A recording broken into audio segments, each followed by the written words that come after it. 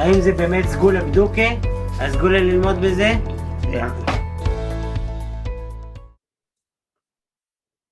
Erev Tov and good evening, everyone. We're in the Azeri Shimshon on Parshas Bamidbar, and we're doing Os Gimel, section number 3. Before we start this section, we're going to take a look at the last pasuk in Sefer Vayikra, and then the first two psukim in Sefer Bamidbar, and we'll see that the Azeri Shimshon is going to talk about the juxtaposition of those psukim and the connection between them. So here's the last pasuk in Sefer Vayikra. Ele ha-mitzvos asher tzivo Hashem es Moshe. These are the mitzvos that Hashem commanded to Moshe, el b'nei Yisrael, to b'nei Yisrael, behar Sinai, on Har Sinai. So again, that's the last pasuk in Vayikra, and it talks about these are the mitzvos that Hashem commanded through Moshe to b'nei Yisrael on Har Sinai. Now let's read the first two psukim in Bamidbar. Vayedaber Hashem el Moshe, and Hashem spoke to Moshe, b'midbar Sinai, in midbar Sinai, b'ohel moed, in the ohel moed, be'achad lachodesh hasheni, on the first day of the second month, b'shana hashenis, in the second year, l'tzeisa me'eretz Mitzrayim, after the leaving of the Jewish people from the land of Mitzrayim, le'mor, saying, next pasuk, pasuk beis, se'u es rosh kol adas b'nei Yisrael. Take a census of all of the congregation of Bnei Yisrael, lemishbechosam, according to their families, leveis avosam, according to their tribes, the mispar shemos, with a number of names, meaning each person had to be listed by name. Kol zachar legulgalosam, every male individual needed to be counted. So we have keep in mind again, the last pasuk in Vayikra talking about all the mitzvos given on Har Sinai, and then these two psukim which open, Sefer Bamidbar opens with the commandment from Hashem to Moshe to take another census, another count of the Jewish people. Okay, now let's get right into the Azeri Shimshon. Medrash Yalkut, the Medrash Yalkut Shimoni. Al pasuk vayedaber Hashem el Moshe, on the first pasuk in Sefer Bamidbar, which we just read about Hashem speaking to Moshe, v'chule, etc. Now the Medrash, the Yalkut Shimoni comments, B'shah shekiblu Yisrael es Torah, at the time that the Jewish people received the Torah, niskanu bahem umos ha'olam, the nations of the world were envious of them. Ma ro'u lihiskarev, and the nations of the world said, what did these people see to that they came close to receive the Torah, yoser min ha'umos, more than the other nations of the world? So the umos ha'olam, according to the Yalkut Shimoni, were not happy. We're not pleased with the fact that Hashem chose Bnei Yisrael to give them the luchos to reveal himself on Har Sinai to them. And we're not pleased that Bnei Yisrael thought that they deserved to go to Har Sinai and receive the Torah from Hashem. Sasam piyam HaKadosh Baruch Hu. Hashem closed their mouths. Omer lohem, because he said to them, Heviu li sefer yuchsin shalachem. Bring to me your book of lineage. Show me your lineage, where each person, each individual can show who his parents were, who his father was, who his grandfather was, and show me your books of lineage. If you're jealous about the Jewish people receiving the Torah. Shenamar, as is hinted to or alluded to in a pasuk in Tehillim, Havu Hashem mishpachos amim. The pasuk says, "Bring to Hashem or render to Hashem, you nations of you families of the nations." And the Yalkut says, "What does that pasuk mean? Bring to Hashem, you families of the nations." Meaning Hashem said to the nations of the world, "Bring me your mishpachos, bring me your list of families and your sefer yuchs and your books of lineage." Kishem shebanai meviim, just like my children, Bnei Yisrael, brought their lineage, meaning during the census that is described at the beginning of our parsha of Parshas Bamidbar. It specifically talks about, as the Azeri Shimshon is going to quote the pasuk coming in a moment, it talks about the people not just being counted kind of anonymously, but being counted by their names and by their lineage. As the pasuk says, and here you'll see that there is a serious a typographical error. Vayisyaldu al mishpechosam. So in the word vayisyaldu, there's an extra yud that shouldn't be there, and in the word mishpechosehem, more importantly, it's that word doesn't appear in the Torah in that pasuk. It's mishpechosam. So the Yalkut says vayisyaldu al mishpechosam. The Yalkut quotes the pasuk that says each person had to come and prove and show his lineage in order to be counted with a specific tribe. A person couldn't just show up and walk by and they would say, okay, you're counted. The person would have to prove and show documentation or other proof that he belonged to a specific shevet, a specific tribe, and he was a member of a specific family in that shevet, in that tribe. Lokach, therefore, mon berosh hasefer, therefore, the Jews, the Bnei Yisrael, were counted at the beginning of Sefer Bamidbar, achar ha-mitzvos, after the mitzvos were mentioned at the end of Sefer Vayikra. And now those psukim that we read are going to be mentioned here. Eile ha-mitzvos asher tzivo Hashem el Bnei Yisrael bahar Sinai. That's the last pasuk in Vayikra, in Sefer Vayikra. These are the mitzvos that Hashem commanded to Bnei Yisrael on Har Sinai. And afterwards, when we go right into the beginning of Sefer Bamidbar, Vayedaber Hashem el Moshe. Hashem spoke to Moshe bamidbar Sinai in Midbar Sinai, and then that's a little piece of the beginning of Pasuk Aleph, and then the quote continues with Pasuk Beis, Se'u es Rosh Kol Adas Bnei Yisrael. Take a census of all of the congregation of Bnei Yisrael. Shelo zochu, that they did not merit, Bnei Yisrael did not merit, litol es haTorah, to take the Torah, to receive the Torah, ela bishvil hayuchasin shelahem, except because of their lineage, because of their ability to prove and show their lineage and each person's connection to his shevet, to his family and his tribe. Ad kan lashono, until here is a quote from the Yalkut Shimoni. So in this little piece of the Yalkut Shimoni that the Azeri Shimshon has quoted for us, we see that there's a very important and significant connection between the last pasuk in Sefer Vayikra, which talks about Eile ha-mitzvos, these are the mitzvos given to Bnei Yisrael on Har Sinai, and the first two psukim, and actually the whole story of the beginning of Sefer Bamidbar, where the census of the Jewish people is described, and not just any census or an anonymous census of numbers, but rather a census in which everyone showed their lineage and had to prove and demonstrate their lineage. And the Yalkut Shimoni's main point is to say Bnei Yisrael deserved receiving the mitzvos on Har Sinai because of they were able to show their lineage and the importance of their lineage, and Hashem used that to tell the nations of the world, you're jealous of the Bnei Yisrael and you think you should receive the Torah. Bnei Yisrael received the Torah because they take lineage, their lineage so important, and they can prove it and demonstrate it, and that's not something you are able to do. To the Umos HaOlam. Continuing in the second paragraph, Tzorech Iyon, we need to analyze, we need to investigate. Ma tzorech sheyistom HaKadosh Baruch Hu pihem. What was the need for Hashem to close the mouths of the Umos HaOlam? Im ein shum mamoshus b'ta'anosam shel ha'umos. If there is no substance to the claims of the nations of the world, shaharei heim lo ratzuha mitchila. They, the nations of the world, did not want the Torah. From the very beginning, they didn't want the Torah. Kidichsiv, as the pasuk says, and here again we have a rather serious misprint or typographical error. That long word that you see there should be broken up into vizorach miseir lamo. If you look in Devarim, Perek Lamed Gimel, Pasuk Beis, you'll see the words vizorach miseir lamo, which means when Hashem came to meet the Jewish people, so to speak, on Har Sinai, he was shining forth from Seir, from having been in Seir, which of course is the area where Bnei Esau of Edom lived. And we'll talk about that in a moment. Ve'ech shayach kina, and how is it relevant to talk about jealousy, the nations of the world being jealous, with something that they did not want?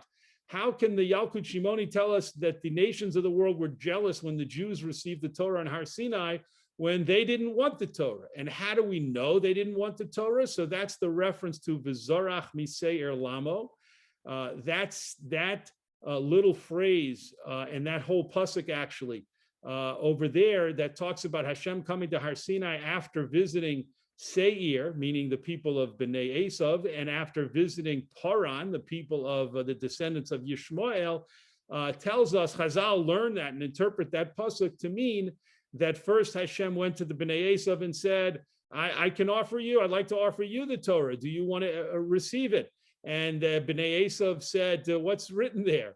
And well, Hashem said, it says you can't kill, you can't murder. And so they said, well, we're not interested. That's not something that interests us. And then Hashem offered the Torah to the Bnei Yishmael. And they said, what's written there? And Hashem said, you can't steal. You're not allowed lo signov. You can't steal. You can't kidnap. And they said, no, we're not interested. If that's what it says, then we are not interested in anything that would prohibit that. So therefore, Chazal say that Hashem did offer the Torah to the nations of the world, and they didn't want it.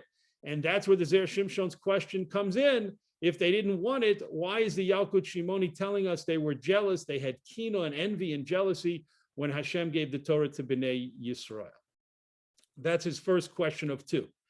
Ve'od, and another question, De'im tan nosam tana, taina, if you want to say that their claim is a valid claim, that they were sincere about wanting the Torah, even if you argue that, and you say, no, the Umos Olam really did want the Torah, and they were jealous and upset that Hashem gave the Torah to Bnei Yisrael. Masti maspehi, how did Hashem close their mouths? Meaning, how did Hashem counter their argument? Lohavi Sefer Yuchsin, by saying, bring your book of genealogy. Uma inyan zeh im zeh. What's the connection between these two things? So the Azeri Shimshon's two questions are, number one, to say that the nations of the world were jealous doesn't seem to make sense, since we know from a Chazal in a different place that the nations of the world did not want the Torah when it was offered to them. They rejected it when it was offered to them. And number two, even if you say they were sincere, how does Hashem quiet them? How does Hashem quell their complaints by saying, bring to me your books of lineage, which Bnei Yisrael was able to do? What does that have to do with their claim, their taina? Those are the two questions. Now we go to the top of the next column. V'yesh lomar, and we can say, de garsinon beperakama de avodah zarah. We learn in the first parak of Masechta Avodah Zarah, actually right on the first Amud.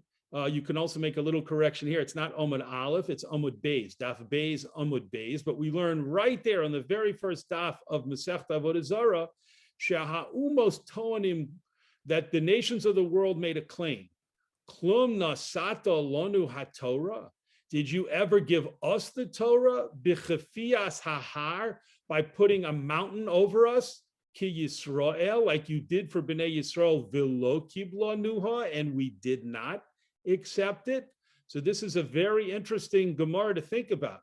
Not just do the Umos of the world say, why didn't you offer us the Torah and you only gave it to Bnei Yisrael? As that Gemara points out, Hashem said to them, I did offer you the Torah and you didn't want it. But then the nations of the world went a step further and they said, okay, but you didn't hold a mountain over us and force us to accept it. You didn't go all out to persuade us to accept it as you did with Bnei Yisrael. And so that according to the Gemara in Avodah Zarah, was a claim that they made, that the Umos Olam made. HaKadosh Baruch Hu meishiv lahem, and Hashem responds to them according to the Gemara in Avodah Zarah, mipnei shelo shamartem mitchila, because you did not keep from the beginning Hasheva Mitzvos b'nei Noach, the 7 mitzvos of b'nei Noach shenasati lachem, that I did give to you. So Hashem's response to the nations of the world, it was, you're claiming I should have offered you the Torah and even brought, gone all out to persuade you / coerce you, force you to receive the Torah like I did with Bnei Yisrael at Har Sinai. You didn't even keep the 7 mitzvos that I gave you, the Sheva mitzvos Bnei Noach. V'hachi nami zu hita'anasam. And also here, this is their claim. De hakodem matan Torah, kulonu hayinu bichlal Bnei Noach. So the nations of the world respond to Hashem and they say, before the giving of the Torah, all of us, all of the people in the world were considered Bnei Noach. Va'af Yisrael lo shamru hasheva mitzvos kamonu. And the Jewish people also did not keep all of the Sheva mitzvos, just like we didn't keep the Sheva mitzvos. Umarou elu. And therefore, what did they, Bnei Yisrael, see lehitzkarev, to come close to Har Sinai? Shehakodesh Baruch Hu yichpe aleihem, that Hashem should then cover them with the mountain Esahar, Yoser mimasha asalanu, more than he ever did for us. Okay, he might have offered us the Torah, but he didn't take extreme and extraordinary steps to make sure that we accepted the Torah, as Hashem did with Bnei Yisrael. And so here, the Azeri Shimshon says that the Umos HaOlam have strengthened their taina, they've strengthened their complaint and their claim, because now they're saying, number one, Hashem, you might have offered us the Torah, but you didn't force us or try to coerce us, or at the very least heavily persuade us to accept it. And number two, you're saying we didn't keep the Sheva mitzvahs B'nai Noach, and that's why we didn't deserve to receive the Torah. Well, the Jewish people didn't always keep the Sheva mitzvahs B'nai Noach, and so why are they different? Why did they deserve receiving the Torah? So the Azeri Shimshon continues. Miyad, immediately, sosam pihem hakodesh baruch hu. Immediately, Hashem closed their mouths with the following argument: Atem omrim shekulcham b'nei Noach. You say that all of you are b'nei Noach, meaning all the people of the world, ve'af Yisrael bichlal, and even the Jewish people are included with you as being the nations, as being members of b'nei Noach, again, before Matan Torah. Heviu li sefer yuchasechem. So that's what Hashem means in the Yalkut Shimoni piece when he says, if that's what your claim is, bring me your books of genealogy. V'tiru she'atem levadchem kruyim b'nei Noach. And you will see that only you, nations of the world, Umas ha'olam, were called b'nei Noach right before Har Sinai. Aval bonai, but my children, b'nei Yisrael, heim b'nei Avraham, Yitzchak, v'Yakov. They are the descendants of Avram, Yitzchak, and Yaakov, sheyotzu michlal b'nei Noach, who came out of being included in the category of b'nei Noach. Kemo sheherich bozeh haparshas drachim, as is explained at length in the Sefer Parshas Drachim, v'ayin sham, and look there. Ve'enam od bichlolchem, and they are no longer included among you. So Hashem answers to the Umos Olam and says, you are incorrect. You're claiming that Bnei Yisrael were also, along with you, considered members of Bnei Noach until Har Sinai, but that's not true. Because as soon as Avraham and Yitzchak and Yaakov recognized Hashem and began spreading the teachings about Hashem and accepted to worship Hashem and teach their children about Hashem and his mitzvos, then the Jewish people, even at that very early stage, were no longer considered B'nai Noach. They were considered B'nai Avram, Yitzchak, v'Yaakov. So Hashem says to the Umos Olam, your whole claim is based on a false argument.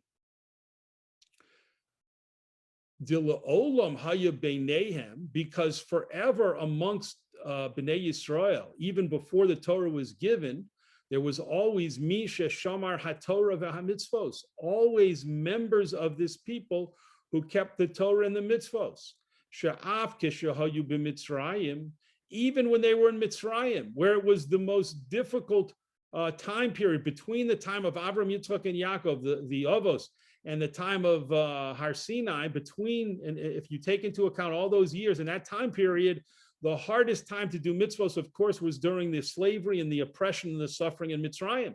But even there, lo paska yeshiva, the sitting and learning of Torah in order to know the mitzvos and to perform them did not stop mayhem among the Jewish people.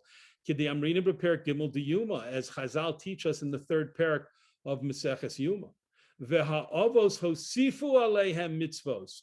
And not only did the Jewish people always study Torah, starting from the time of the Avos and continuing even during the slavery in Mitzrayim, but the Avos added mitzvos. They observed more mitzvos than the Sheva mitzvos. Kigon, for example, tefillah. We know that Chazal teaches in Masechta Brachos that Abraham davened Shachris, instituted Shachris, and Yitzchak Mincha, and Yaakov Marav. So they davened to Hashem. That's not one of the Sheva mitzvos b'nei Noach. Meiser, we know that Meiser is talked about, alluded to by Avram Avinu, and then Chazal learned it out specifically by Yitzchak Avinu, the mitzvah of giving Meiser. The Gid Hanoshe, of course, the whole mitzvah of Gid Hanoshe is based on an incident that happened with Yaakov Avinu. The Amram Hosif Lahem Mitzvos Acheros, and Amram, Moshe, and Aaron's father added even more mitzvos. Yoser Mehasheva added even more mitzvos to the Sheva mitzvos list. Kemoshe Kosav Rambam, as the Rambam teaches in the Mishnah Torah. V'chol Shevet Levi, and the entire tribe of Shevet Levi, Kosav Alehem, it is written about them.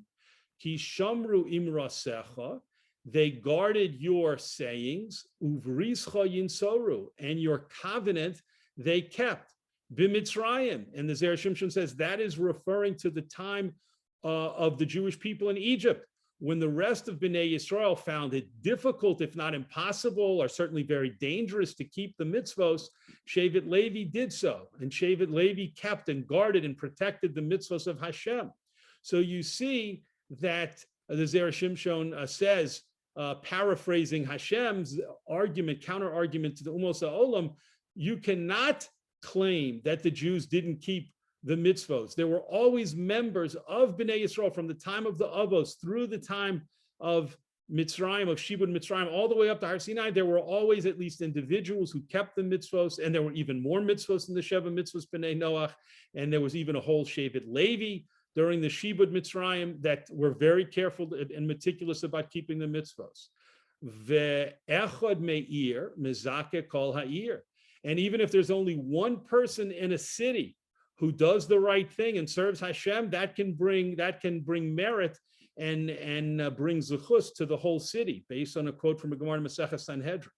Ve'af im mitoch tiruf v'shibud, and even if through their tremendous distraction and their servitude in Mitzrayim, Batlu Yisrael, the Jewish people sometimes did not keep the Mitzrayim Hamila, the mitzvah of Mila, O Af Hasheva mitzvos, or they didn't keep at some points the all of the Sheva mitzvos in Mitzrayim because of the suffering and the servitude. Im kol zeh, even if that's true, Haim nidonim keshogagim. They are judged as shogagim, as violating, as transgressors, as accidental transgressors, accidental violators, bishogeg. Next paragraph. Avalatem, but you, umos ha'olam, she'atem b'nei Noach, who are rightly described as b'nei Noach, ein lachem din shogeg. There is no din shogeg for you. Kemoshe Pasuk Rambam, as the Rambam paskins in the Mishnah Torah, ben Noach sheyoda shehi eshes chavero. If a ben Noach, if a non-Jew knows that a woman is his friend's wife, velo yoda shehi asura alav, but he never learned and he wasn't aware that there's a prohibition to be with his friend's wife, a prohibition of eshes ish in the Sheva mitzvos b'nei Noach. If he didn't know that. But it went up in his head and his heart that this thing is actually permitted. And that's a case of a non-Jew, a ben Noach, committing adultery and violating one of the Sheva mitzvahs b'nei Noach, apparently b'shogeg, because he didn't know the law, he didn't know the prohibition. V'chein im harag v'hu lo yoda she'asar laharov. And similarly, if a ben Noach kills someone, and he did not learn that this was prohibited according to the Sheva mitzvahs b'nei Noach, hare zeh karov lemezid v'neharag. This is close enough to being intentional, and he can be killed. He can be put to death. He can be executed for these violations. V'lo techoshev zu lahem shgaga. And this is not considered for the Bnei Noach to be inadvertent. Mipnei shehayu lo lilmod, because the Bnei Noach have an obligation to learn the Sheva Mitzvos Bnei Noach. V'lo lomad, and if he didn't learn, and therefore that's going to try and be his excuse. I didn't know that adultery was forbidden. I didn't know that murder was forbidden. That's not going to work, the Rambam says, and they are liable to capital punishment for those violations. Ad kan Lashono, until here, is a quote from the Rambam. So the Azeri Shimshon is showing us another nail in the coffin of the argument of the Umos HaOlam about Bnei Yisrael's alleged special treatment. Because here, the Azeri Shimshon has showed us that the whole concept of shogeg can apply to Bnei Yisrael, and he argues does apply to Bnei Yisrael during their suffering and their servitude and oppression in Mitzrayim. But the whole argument or excuse of shogeg doesn't even apply to the Umos HaOlam in reference to their obligation to keep the Sheva Mitzvos Bnei Noach. Aval Yisrael, but Bnei Yisrael, Masha Avdu Avodah Zarah b'Mitzrayim, the fact that Chazal teach us that there were some members of Bnei Yisrael who worshipped idols in Mitzrayim, who violated Avodah Zarah. Yesh lahem din shogeg. They have a law of being judged as shogegim, as accidental violators. Kimoshe kosav hayofet toar, as the Sefer Yofet Toar writes, al pasuk mishku kechu, about the pasuk that talks about taking the animal for a korban pesach, mishku ukechu lachem. Dulo ovdei avodah zara mamish. The Yofet Toar says Bnei Yisrael were not true idolaters. Hayu. The im kain hayu mishumadim chas v'shalom. If they were true idolaters, if they actually wish to intentionally serve idols, then they would be considered mishumadim, heretics, apostates. V'lo avid rachmana nisa lemishumadim, and Hashem would not do miracles, would not have done such incredible miracles for Bnei Yisrael in Mitzrayim if they were apostates, if they were out and out true idol worshippers, idolaters. Elatoim hayu, but rather they made a mistake. Lachsho, to think shahaya mamish b'davar shel avodah zara l'refua. They thought that one of the types of idolatry that the Egyptians practiced for a cure, to bring cures to people, actually had substance, actually worked. V'hayu misrapayin bo, and they used to cure themselves with it. Kemoshe ro'u hamitzrim osim, as they saw the Egyptians do.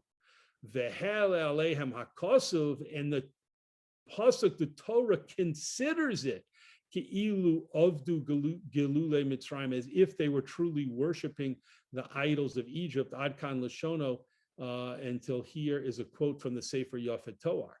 So the Azeri Shimshon has now brought three different arguments that Hashem could use and make use of to counter the argument of the Umos HaOlam regarding Bnei Yisrael not deserving the Torah any more than the Umos HaOlam claimed they did.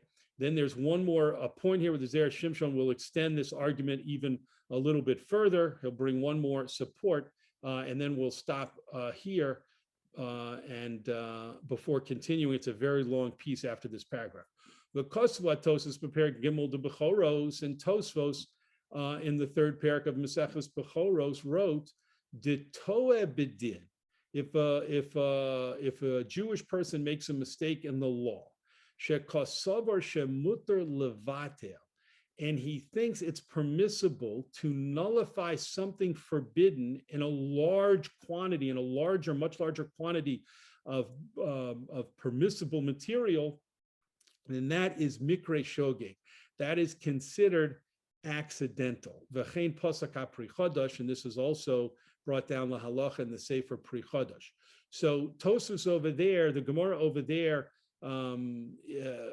states that ein mevatlin iser lechatchila, which is a general rule that we have in place, that we are not allowed to nullify something prohibited, a prohibited material. Let's take a simple example of a piece of ham or pork or any treif meat, we're not allowed to take that and put that in a large vat, let's say, of cholent, and say, okay, there's much more, there's 60 times and even 100 times or 500 times more kosher cholent than there is this little bit of lard or this little piece of pork.